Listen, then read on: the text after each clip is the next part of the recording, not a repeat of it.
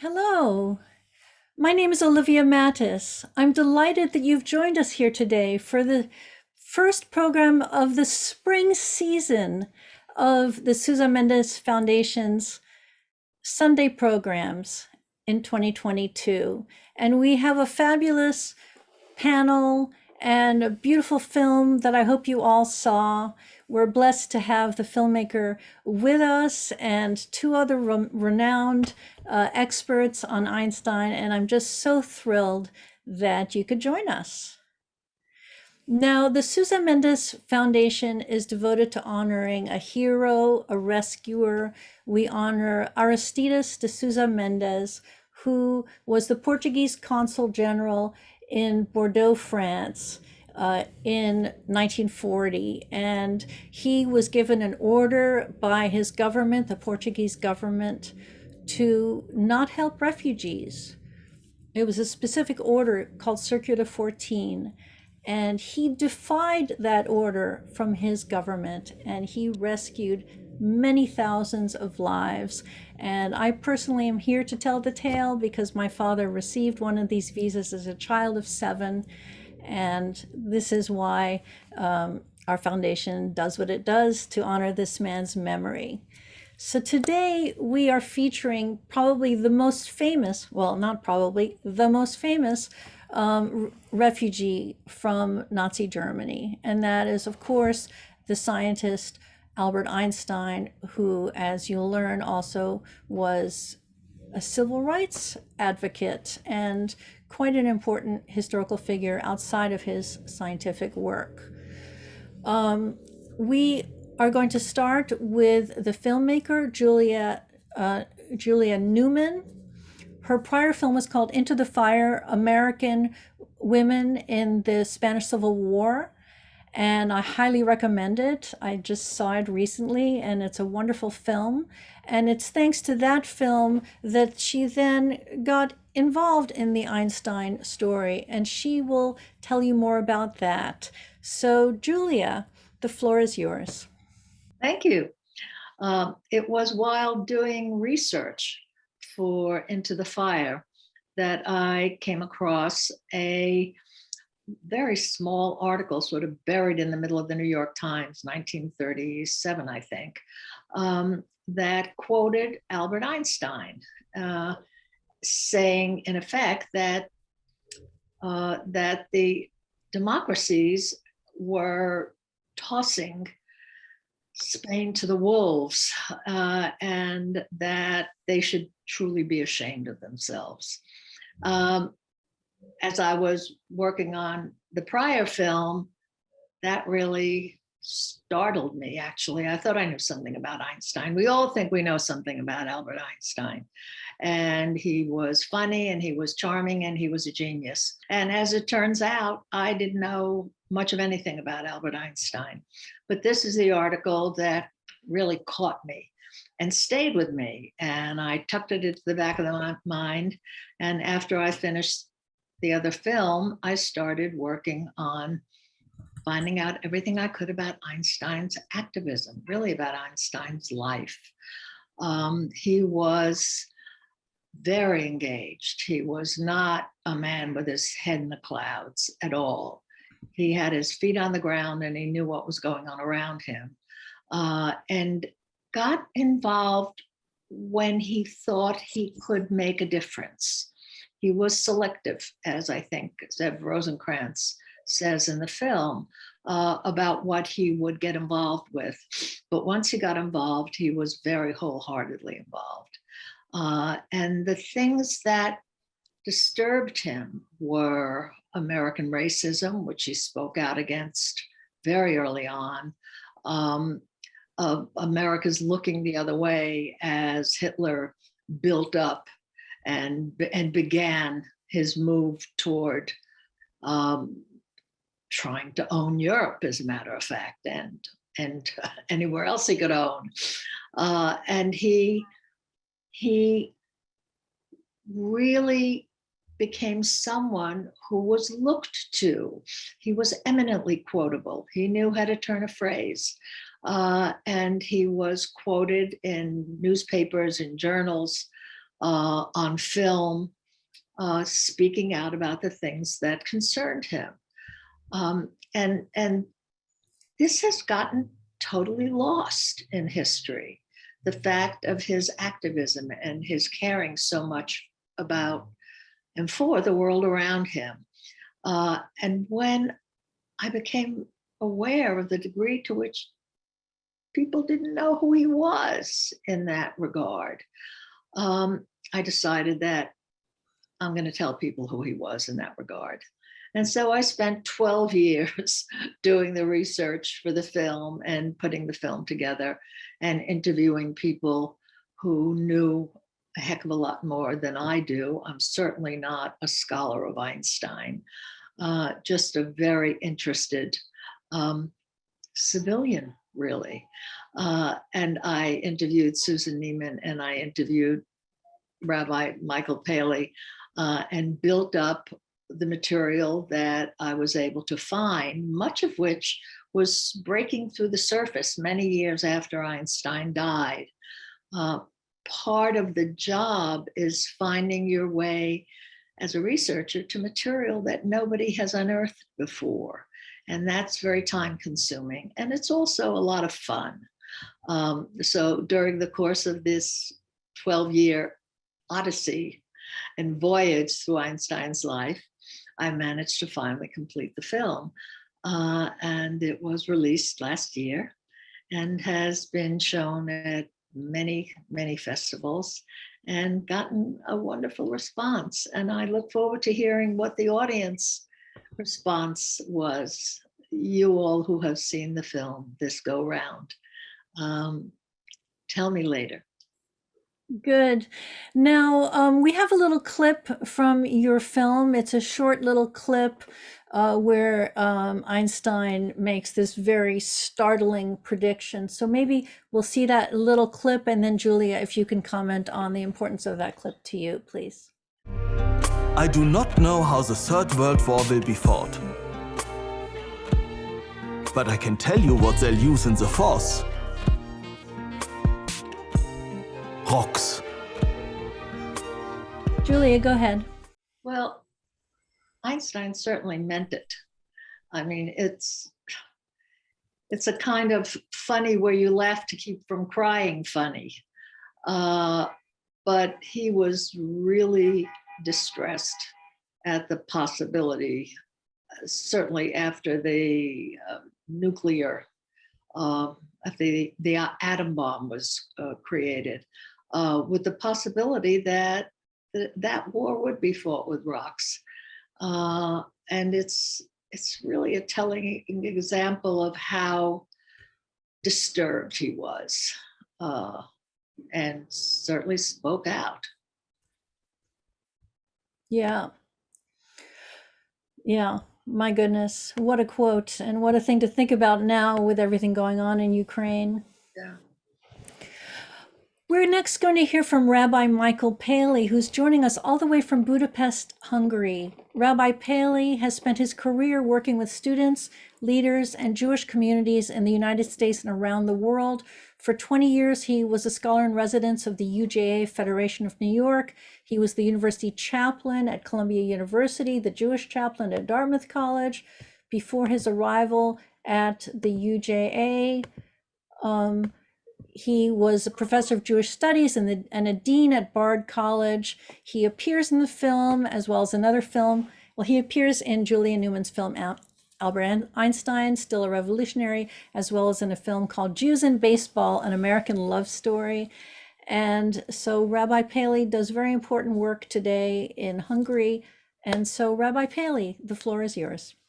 Well, thank you so much. I feel really honored to be here and happy to be here. I think I have about 45 minutes worth of material, and so I try and say it fast because of the circumstance. As Julia said, as Olivia said, I live in Budapest. And in Budapest, we see everyday Ukrainian refugees. Hotel after hotel are filled with them. Around 4 o'clock in the afternoon today, we're 6 hours ahead, we saw thousands of them walk down the street in front of my house. And join the sad march, which is called the March of the Living. people that are marching to remember the Holocaust, mixed in with people who are escaping from Ukraine.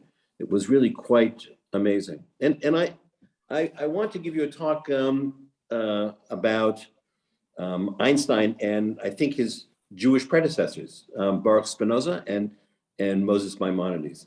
And I've given that talk many times, and I feel quite competent at it. But in talking to Julia, I felt challenged and really moved in some ways about thinking about these three thinkers as all refugees. Spinoza, Maimonides they have a lot in common. Maimonides was a real seeker of unity and really of the absolute unity of the universe. And he was a person who wrote in a religious language. And Spinoza, as we all know, the 17th century philosopher, wrote in a philosophical language.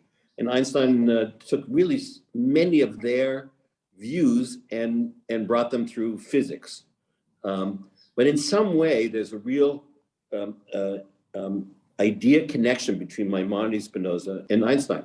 And I'm excited by these three thinkers for kind of a parochial reason. I'm a Jew, I think in the other movie that you mentioned, The Jews in Baseball, when I was a kid, I rooted for Sandy Koufax because he was a Jew. We were so excited that a great baseball player would be a Jew that, of course, we rooted for him.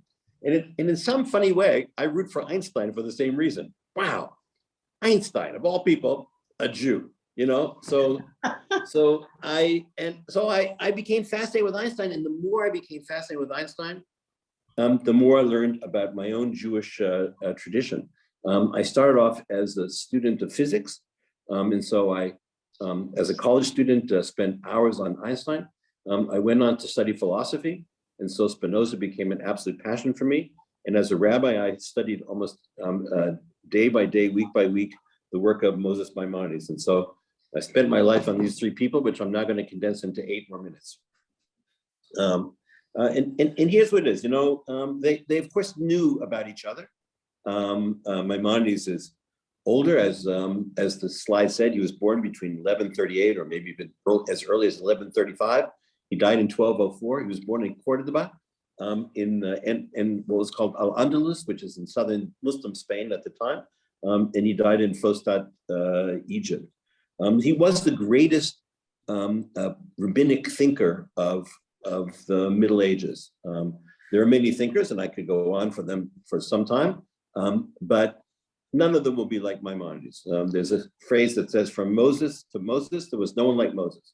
From Moses the prophet until Moses Maimonides, there was no one like Moses. And he, in some clear way, took all of Jewish law, he made it into a unity in his great books called the Mishnah Torah, so that all of Jewish law could be seen as one single, non-contradictory whole.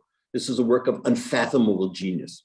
And the second thing he did was he took Judaism and he argued it with the ancient Greek philosophers, particularly Aristotle, and brought it into some kind of philosophical consideration. Spinoza, who thinks about Maimonides a lot, disparaged him. Spinoza, born in 1632 and died in 1677. He was born in Amsterdam and he died in The Hague. He writes, he actually accuses him of destroying the masses' ability to acquire a careful reading of scripture. Spinoza was famous and excommunicated, really, because of his clear writing about how the Bible did not come from God. And he also wrote about Maimonides that he finds himself able to dismiss Maimonides as harmful, useless, and absurd. Whoa. So this is not a particularly warm set of remarks. It's tough stuff, but it's not the whole story either. Maimonides, whether Spinoza likes it or not, contributed 3 ideas which have a tremendous impact on Spinoza and ultimately on Einstein. Without Maimonides, there's no Spinoza, and without Spinoza, there's no Einstein. I'm sure of that. And I'm just saying what the 3 ideas were. The first one was he fought and won against anthropomorphism. Before Maimonides comes, people basically conceived of God as a more perfect human being, larger, stronger, smarter, quicker, but that's it. He had a face. If we were made in the image of God, God must have an image. But Maimonides does take that apart and he shifts the image of God without question, towards an understanding of God as the God of nature. And he says quite clearly, if you want to learn about God, you should learn about nature. You should learn about the substance of the universe. And that learning about the substance of the universe was equal to any theological approach to God. It was a completely radical thing to say for the 12th post-Christian century. And Maimonides also eliminates the personal, punishing, and even knowledgeable God, right? God's not supposed to know anything about you. God is not supposed to play with the universe. God doesn't make miracles. God couldn't reveal a text on Mount Sinai. Voices don't come from heaven. This is all Maimonides. Very radical stuff. And he also thought that God was an idea, which he called the seichel poel, the active intellect. And he connected into the spheres. He predates what we'll call Kabbalah, Jewish mysticism, but we also know that he was crucial in the image of the unified universe into building Kabbalah. He actually took God out of the heavens and put him in the world. That is the great achievement of Maimonides. I would say that the third aspect of Maimonides that's most important is that he said that we should believe in truth no matter where it comes from. If it was a Muslim or a Christian or a scientist or a philosopher like Aristotle or Plato, we should consider them just as authoritative as if it came in the Torah, right? All of these things, the anti-anthropomorphism, the move towards nature, and the idea that all wisdom, no matter where it comes from, has as strong a chance as anything else, was an extraordinary piece of thinking that Spinoza is the beneficiary. Maimonides placed the natural and causal order of the world as proof of God's revelation and presence. It was no longer an angry God sitting on the edge of a cloud above. And so Spinoza got a lot from that. Einstein, on the other hand, loved Spinoza, just loved him. In fact, not only did he love Spinoza, he wrote a love poem about him. He says, I'm quoting a poem. This is an actual poem that Einstein wrote. How much do I love this noble man, more than I can say with words. What this teaching can give humankind, one must be born with the sublime. I mean, the guy loved Spinoza. And in some way, I want to say that he was indebted to Spinoza. He often thought of himself as taking the end of Spinoza's project from the ethics and turning it into physics. I had some kind of gauzy idea that I was going to do a few sentences of text right now, but I'm not going to because no time. If you want the questions, I'm more than happy to do it. I'm prepared. But I'm now going to shorten my remarks. So look at what I was going to do was trace the idea from Maimonides to Spinoza to Einstein.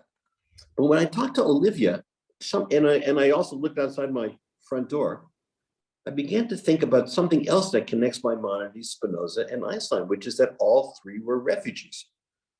Maimonides the most. He was a refugee from Cordoba, from southern Andalusian Spain, and Morocco, and the Holy Land, which he lived in for a year under Almeric, the king of the Crusaders, finally landing in Fostat, Egypt. He never stopped being a refugee. He never stopped signing his name, Moses Maimonides, the Spaniard, right? He never forgot where he came from. I'm just going to read you a line. This is when Maimonides finished his commentary on the Mishnah, a rabbinic text. This is what he wrote. He said, I hope that you'll forgive any mistakes I made. This is especially so because my heart is so often burdened by the troubles of the time and what God has decreed for us with regard to exile and wandering the world from one end to the other. And perhaps we already received the associated reward, for exile atones for sin. He, may he be exalted, knows I wrote my interpretation with some halachot, some Jewish law, while I was journeying on the road, and I listed some of them while I was aboard a ship on the Mediterranean Sea. You will want to know the news from Morocco that will cause all the ears to burn. After I left, Abd Mamun killed all those within it, except those who had transgressed, in other words, become Muslims. And after he went to the city of Siljamasa, he gathered all the Jews and offered them the option of converting to Islam. And after 7 months of trying to entice them, he killed all of them. And so Maimonides, we think of Maimonides as this great scholastic philosopher.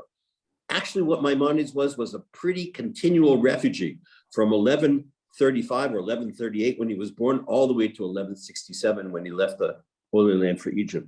So all the things he wrote, this unbelievable intellectual edifice, he wrote without a library, he wrote without any teachers, he wrote without any quiet, he wrote with hardly a flickering candle. He was moving from place to place right ahead of the war. This was a real refugee. And Spinoza, even almost as much, even though he wasn't himself a refugee, he was born in Amsterdam.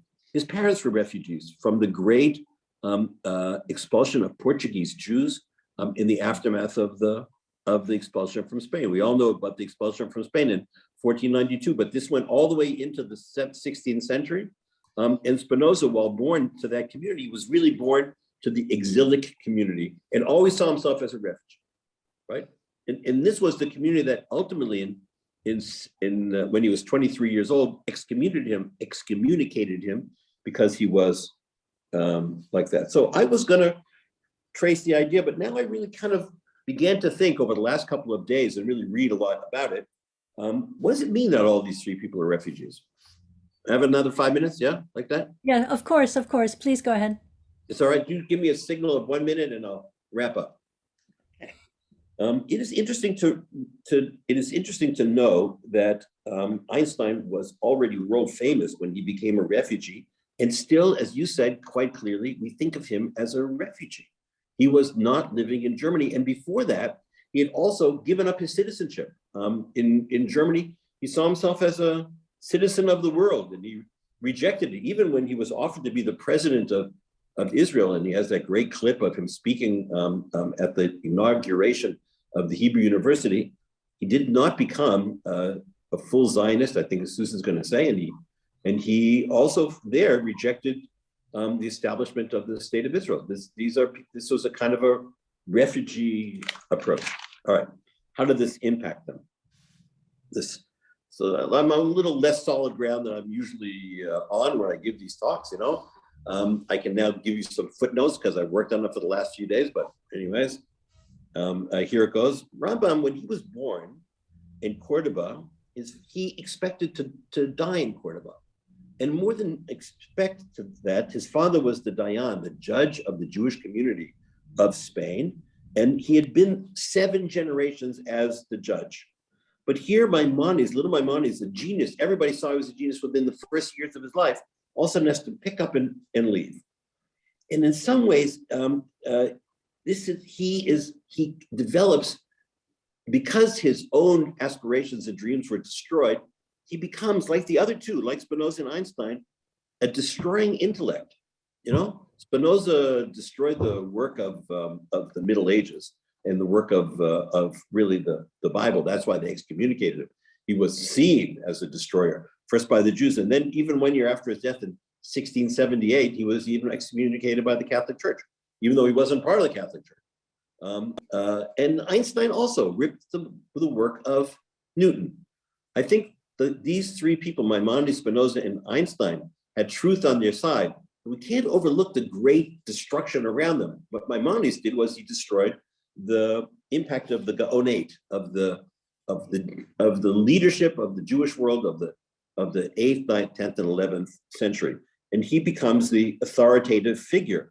And you got to think that in some ways, his rejection of authority comes from his refugee strength. And I would even, I think about all the impact of it, right? Being a refugee, no books, no authorities, living in a world had no local customs because he's moving from place to place.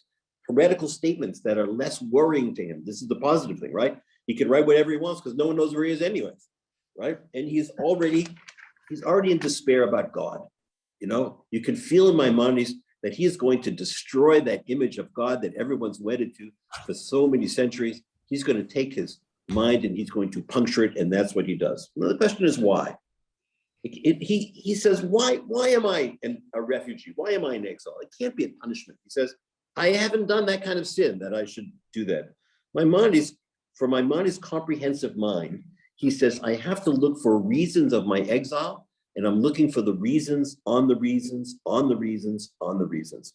This idea of reason on reason on reason on reason sees its echo in Spinoza and its echo in Einstein. He sees that there was a natural determined world. He says, we shouldn't have gone and prayed to God for our salvation. We should have looked at the political scene around us and run for our lives. He said, we're looking at the wrong place. If we're looking into the heavens for why things are happening, we should look the other way. We should look to the earth. We should judge what's going on. And when we see what's going on, we should do this. And this shattering idea also produces the nature of shattering the ideas that he inherited. Just two short ideas about this. Maimonides dies in 1204. And in the 13th century, the 1200s, the aftermath of Maimonides' incredibly unified mind turns to Kabbalah. And they also say, what has happened? What has happened to our world? And they come up with two ideas, which I'm going to trace through Spinoza and Einstein. The first one is Shirat Kelim, the shattering of the vessels.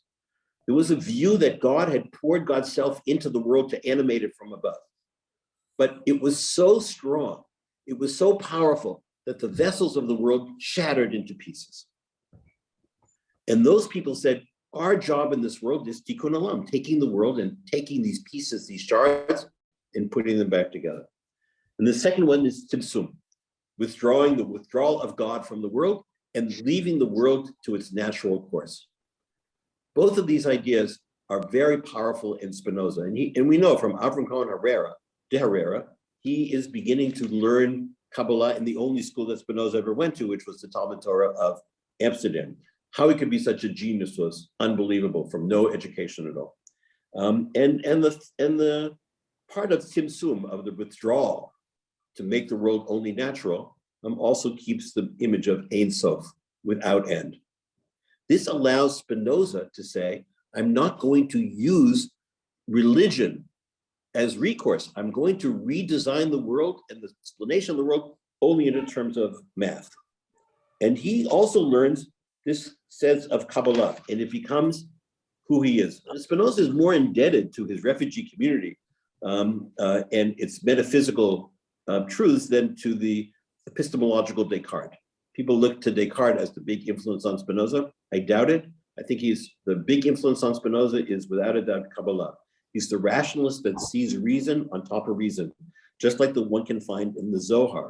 If you study the Zohar, the mystical book from the 13th century, you see everything has a reason and every reason has a reason and all of those reasons have reasons as well. That is the critical aspect of Spinoza. All right, one more piece. In 1902, Einstein is at odds.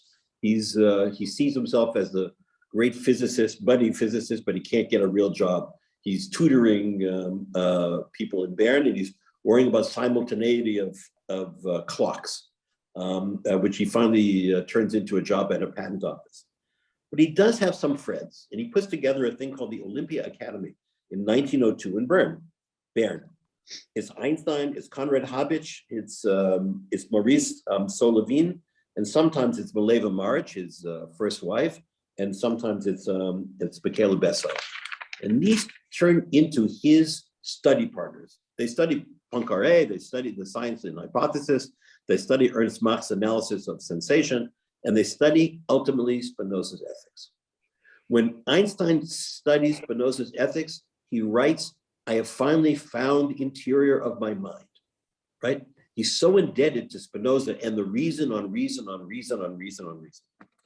Einstein for 3 years, this is 3 years before the special relativity and the Brownian motion are articulated, but already Spinoza's turning the world into proposition, axiom, and theorem, a purely a fortiori rational approach becomes the approach of Spinoza.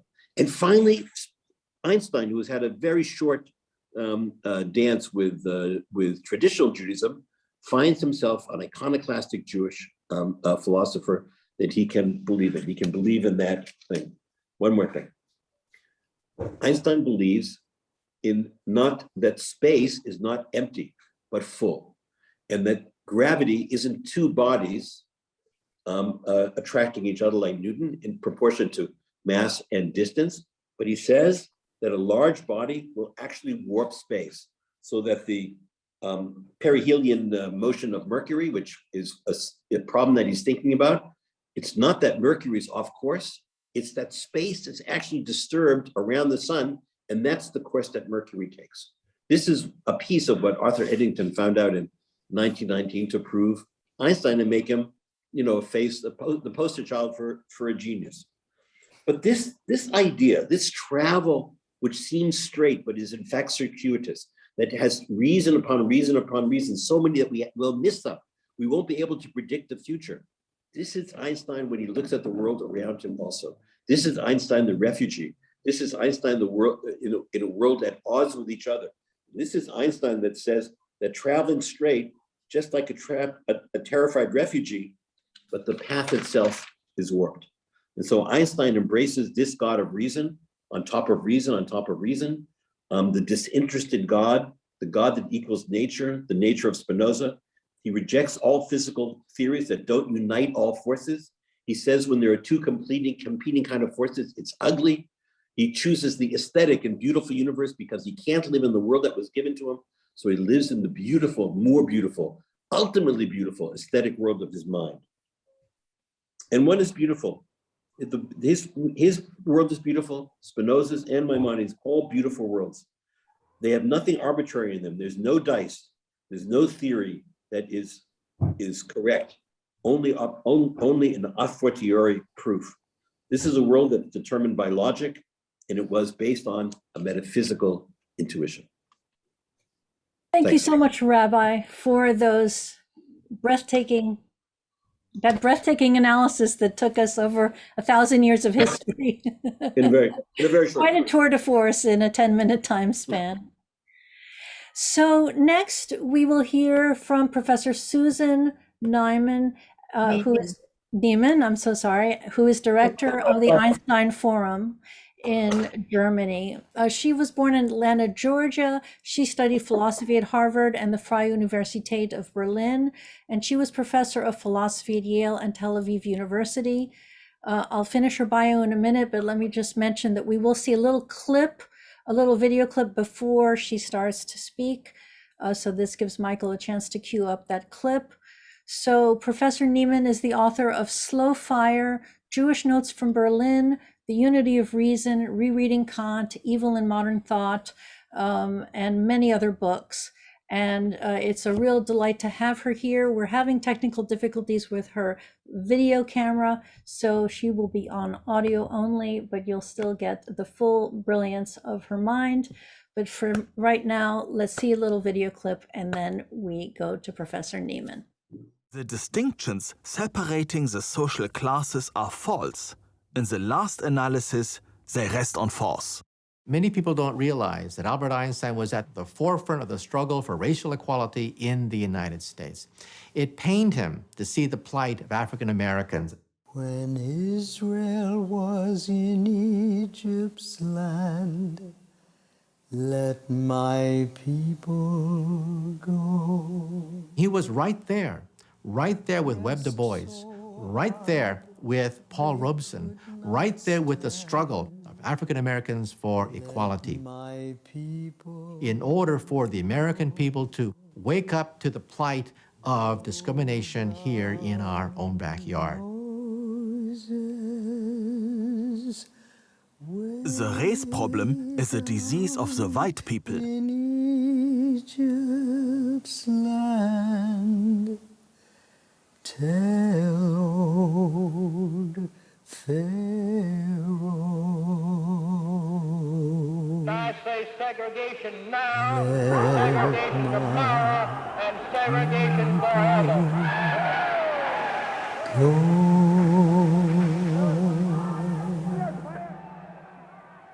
There is a somber point in the social outlook of Americans. Their sense of equality and human dignity is mainly limited to men of white skins. The more I feel an American, the more the situation pains me. I can escape the feeling of complicity in it only by speaking out. So Professor Neumann, the floor is yours. Thank you. And I'm sorry that for the first time in 2 years of at least daily Zoom meetings, my camera has died tonight. It was working yesterday. So I should say the Einstein Forum is not a physics institute, and I'm not a physicist. As Olivia said, I'm a philosopher. So when I came to the Einstein Forum, it wasn't for my knowledge of Einstein or even, I have to say, particularly interest in Einstein. As Julia said, we all know something about Einstein, but actually most of what we know is false. And I like the picture of Einstein as head in the clouds. I don't like what is called in Yiddish Luftmensch. Those are usually people who have their head in the clouds and let other people do the work in the world. So I wasn't particularly interested in Einstein. I was interested in the job, which is running an interdisciplinary international think tank, which I enjoy very much. And around about the Einstein year, 2005, I decided I better develop some positive relationship to Einstein. And I, like Julia, began reading about his political life. So which was not a hobby, and it wasn't a minor part of his life at all. He once said that his life was divided between equations and politics, but certainly in the second half of his life, of much more time was spent on politics than on anything else.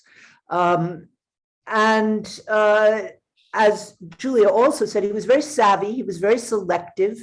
He knew exactly how to use his fame for the causes that he championed.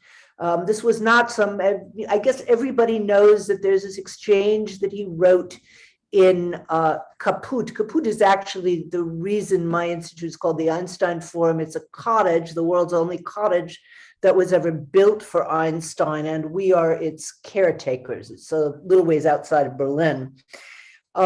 He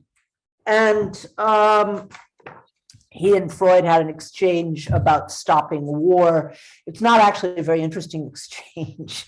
There's, I think Einstein was both, I wouldn't call him an optimist, but he insisted on being hopeful because he knew that hope is necessary for political action.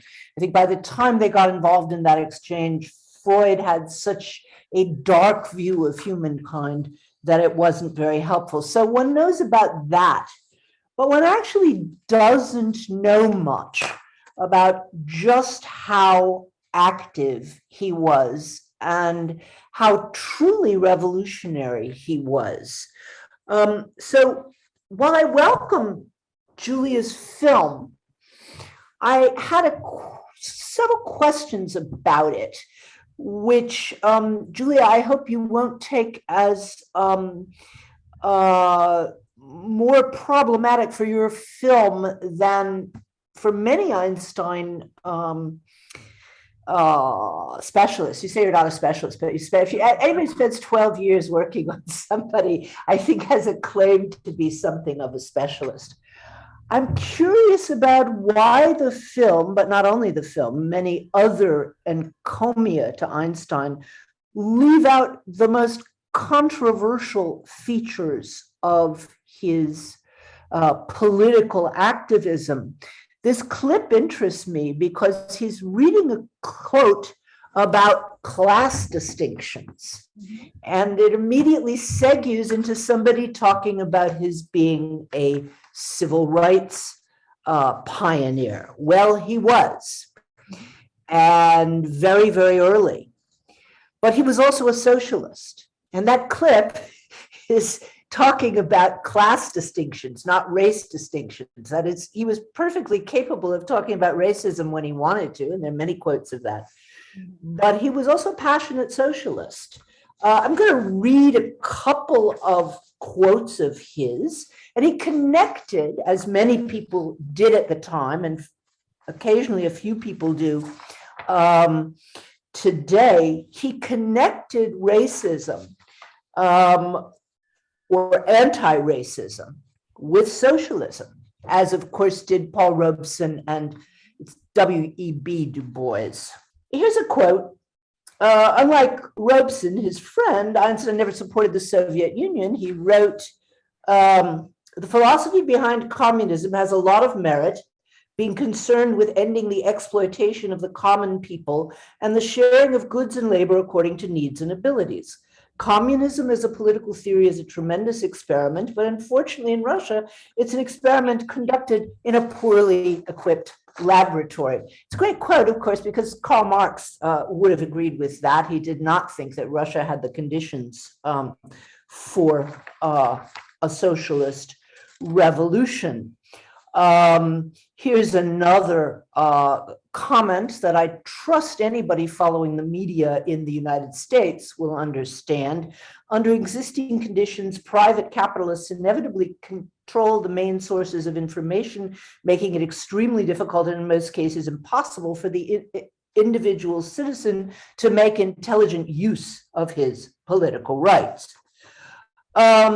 One more he wrote in 1949, which is hardly a propitious year for defending socialism.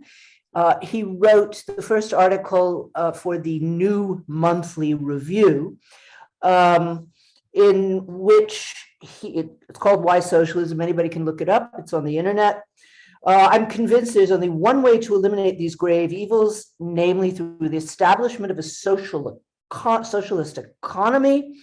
The education of the individual, in addition to promoting his own innate abilities, would attempt to develop in him a sense of responsibility for his fellow men in place of the glorification of the power and success in our present society. All of these things were the reasons not only why people tried to keep him out of the country, many people tried to keep him out of the country, but the FBI had conducted illegal surveillance on him for 22 years in the attempt to get him deported up until the last months of his life. Okay. And of course, this is connected, Julia, with his support of loyalist Spain, because, loyalist Spain was socialist. And this is the reason why so many intellectuals and artists both joined the international brigades, supported it from afar. It was seen as a watershed fight between socialism and fascism. Which is why so many of the Western countries, United States, Britain, France, did not support loyalist Spain. Okay.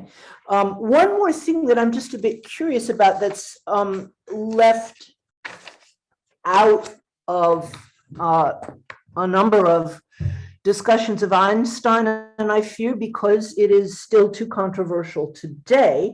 Michael made an interesting point about Einstein's attitude towards Israel being that of a refugee. Well, it's possible that refugees, be interesting to see a study of just how general this is, develop a fierce antipathy towards nationalism of any kind and support for universalism. And that was certainly Einstein's case. He was very much in favor of a Jewish homeland. He was not in favor of a Jewish state. He was in favor of a binational state with equal rights for Jews and Arabs. Here in 1929, he wrote to Chaim Weizmann, should we be unable to find a way to honest cooperation and honest pacts with the Arabs, then we've learned absolutely nothing during our 2,000 years of suffering and will deserve the fate which will beset us. So I think I'll end there with agreement with Julia that Einstein still is very much a revolutionary, very much supported positions that I believe need to be supported today. But a bit of curiosity, again, Julia, you're not the only person who does this. A good friend of mine who I won't name someone who's quite far to the left and one of the world's great Einstein scholars, giving a talk about Einstein, said, well, he cared a lot about social justice. And I said during the talk, I said, come on, you know, he wrote Why Socialism? You know, he was a socialist all of his life. Are you afraid to tarnish, you know, our Saint Einstein with a word that has become poisonous, was not in the 30s, was not even in the 40s. It was only sort of going into the Cold War about 48, 49 that it became a dangerous word to use. And unfortunately, our inability to use it today gives me the feeling that actually the McCarthyites have won. If we cannot even acknowledge that this guy who everybody loves for one reason or another, often for the wrong reasons, this guy who everybody loves was a passionate socialist and supporter of a binational state in Israel-Palestine. And just for the record, may I interject here? I am not at all uncomfortable with Einstein's socialism. It was very much a part of who he was. But since he made a great point of saying that he never was a member of any political party, not the Socialist Party, the Young Communist League, the Communist Party, or any other party. I didn't sit on that as a great emphasis, though I certainly understand, Susan, your highlighting it in the way you do, and I don't disagree with you in any way. It just. I'm very glad to hear that, Julia, because you know, certainly it seems to me, I haven't seen your movie about Spain, but I will. You know, anybody who's worked on the Spanish Civil War, it would be surprising if they had an aversion to the word socialism. No, he did not join any political party, but he spent so much of his life calling himself a socialist and supporting other socialists that it just seems to me that it needs to be brought back into his biography. It's okay with me. That's great.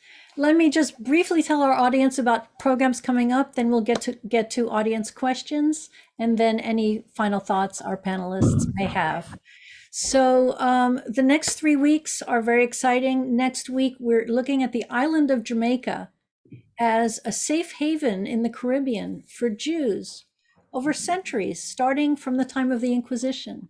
And those of you who've traveled to Jamaica may not have visited the sand-floored synagogue in Kingston and may not know about this fascinating aspect of that island. And so we will bring you that history next week. The following Sunday is Mother's Day. And for that day, we are having a theme called Mothers of Exile, where we are celebrating Lady Liberty, the statue, and Emma Lazarus, who wrote that famous poem. And so we have the world's expert on the Statue of Liberty, the historian Edward Berenson. We have the world's expert on Emma Lazarus, and that is her biographer Esther Shore. And we have some of Lazarus's poetry being read, and that's going to be about the tension in American history between what that statue stands for and what our history really is. So another, I think, fascinating program. Both of those programs are free of charge, and we want to fill the house. We have room for 1,000 people in our Zoom room, so please do spread the word. The following week, we're looking at Italy in World War II as a site of spoliation of art. And it's a program called Saving Italy that we're doing in conjunction with the Monuments Men Foundation of Texas. And we have just a little trailer that we're going to show you of the film Saving Italy.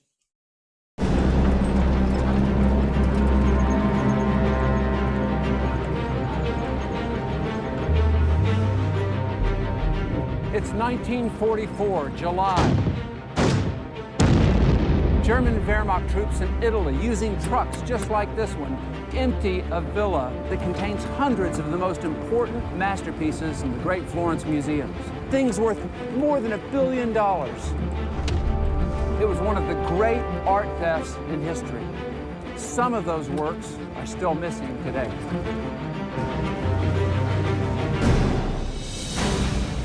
At the end of World War II, the Allies made a series of shocking discoveries. Hidden in trains, bunkers, and deep underground, they found mountains of stolen treasure. That must have been like going into Aladdin's cave. Hitler and the Nazis had looted an entire continent and committed the greatest theft in history. Now, a team of investigators is opening up cold case files of Nazi plunder still missing today. We're talking about things that are worth tens of millions of dollars. Robert Edsel is an expert in Nazi looted treasure. Hundreds of thousands of objects are still missing. Well, we have a lot of digging to do. Joining him is Second World War historian James Holland.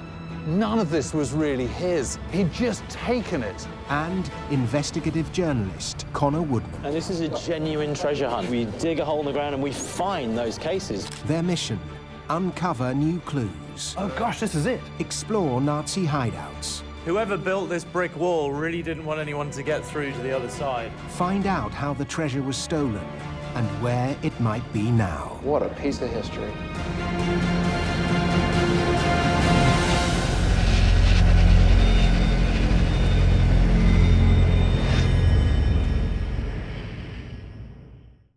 We take a minute to answer some of these questions because there's one real misunderstanding that I would like to address.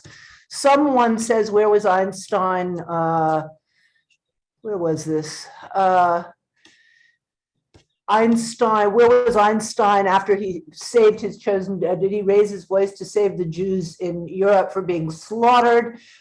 He not only raised his voice, he was so active in helping to save many Jewish refugees. The first conflict he got into actually with the head of the Institute of Advanced Study was when he insisted on doing a benefit concert for the benefit of refugees. He spent his own money. He spoke up all the time. Well, in defense of the person who asked the question about Einstein and World War II, we had a program a few weeks ago on the fascinating figure Peter Bergson and all of the things that he did to try to get the U.S. to intervene in World War II and stop the slaughter. And one of the panelists there had mentioned Einstein as somebody who did not pick up the phone and contact FDR, whereas he could have given his moral authority. So I think that's perhaps where the question comes from. I think that's really a difficult understanding of Peter Bergson and Hill Cook. He was very much on the margins. He put ads in the New York Times, and the Bergson circle believed that the United States could save Jews, whereas the United States and Einstein believed that only winning the war would save Jews. And it's hard to sort that out even now, what the truth was. I think Einstein was a big activist in it, and tried to do everything he could to save Jews in Europe, and everybody in Europe, not just Jews. I mean, one of the things he did, for example, is Turkey offered him refuge, and he said, no, I don't need it, but I know a lot of people who do, and he made them give 200 refugee visas to Turkey. I mean, he was so active from 1933 on, and his opposition to McCarthyism was completely based on the correct feeling that what was going on in the United States mirrored the beginning of what had gone on, in 1933 in Germany. So I'm sorry, I just can't accept that. I don't love everything about Einstein, but I know how active he was, both in speaking up. I mean, you can get here. There's a book out of my later, you're not seeing me. Paperback out of my later years, Albert Einstein. You can see any number of speeches that he made, starting in the 30s to warn people about what was happening to Jews in Germany. Yes. Julia, there's a question for you about the story of Einstein's daughter who was put up for adoption. Can you none of that can be verified. his out-of-wedlock daughter with Mileva Lieserl. I mean, her name is known, but Einstein never saw her. It is conjectured that she was given up for adoption. Susan has spoken about this too in the film. And that all of that paperwork that may well have existed was just burned up in the fires of World War I, so that all of the Einstein scholars who have spent years and years trying to track down some connection to Lieserl have come up empty. It's there's just no there that can be located there. Okay. Now, as far as his relationship to Zionism and to Israel, isn't it true that he was offered to become the president of Israel? Can somebody explain the contradiction, all of the irony involved, and what that was all about? Yes, I can. So he was offered the presidency of Israel because he was the most famous Jew in the world. But Ben-Gurion said at the time, what will we do? I had to invite him, but what will we do if he accepts? Because he knew that Einstein would be very critical. And one of the things that Einstein said in his letter to Ben-Gurion was, if I accepted, I would have to tell the people of Israel some things that they might not want to hear. So, you know, I saw in one of the chat comments, homeland versus state is a distinction without a difference. Einstein and many other people didn't see it that way. A homeland could be a binational state without being a nationalist Jewish state. And that is what he supported. He was also very critical of many things that went on in the founding of the state. There's a letter, an open letter that he published in the New York Times, among other people. Hannah Arendt signed it. Calling out the massacre at Deir Yassin, and which was took place under the orders of Menachem Begin,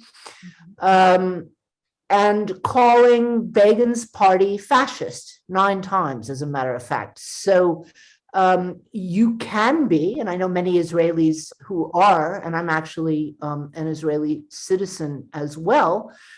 You can certainly be understanding of the fact that in a country, in a world where there are still nations, although Einstein hoped there wouldn't be, Jews need a homeland without being nationalist and, you know, destroying other people's rights to their homeland. Okay, well, boy, I apologize for all of the technical difficulties we've had in this program, but the content has been quite fascinating. And I invite any of our panelists to give some final thoughts if they would like to. I only have one last remark, which is that weirdly, like Maimonides, and definitely not like Spinoza, Einstein was, I think, not just the most famous Jew in the world, he was one of the most famous people in the world. And he was a famous person quite early on in his life, 1919, you know, and he lived into the 50s. So this is an extraordinary thing. And Maimonides also was maybe among the, if not the most famous person in the world of the 12th century. And how do you manage that? What do you do with that persona? What do you say? How do you shape the world around you? And you got to think that Einstein did a magnificent job. All the things that Susan said, and Julia said as well, but just some of the things that Susan said really challenged the world and even challenged the Jewish people. And I'm just so thrilled by that, you know? His embracing the God of Spinoza was a very bold thing to say. And he wrote, and he took pains to write to people. A person once asked him, you know, how to respond to the death of his 12-year-old child from cancer. And he wrote a very careful response to this sad father. You know, he says, you know, I don't believe in a God that can intervene in history. I don't believe that in the usual things about a God either punishing or saving you.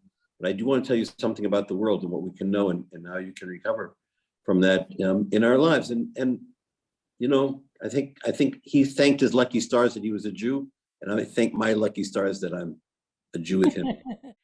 I would like to thank today's speakers, and I would also especially like to give a very personal and heartfelt thanks to our sponsor of today's program, Patty Asquith Kenner, who made it possible for many of you to attend today. And Julia Newman, what a wonderful film you made. So thank you all for coming and see you soon. Bye-bye, everybody. Bye-bye.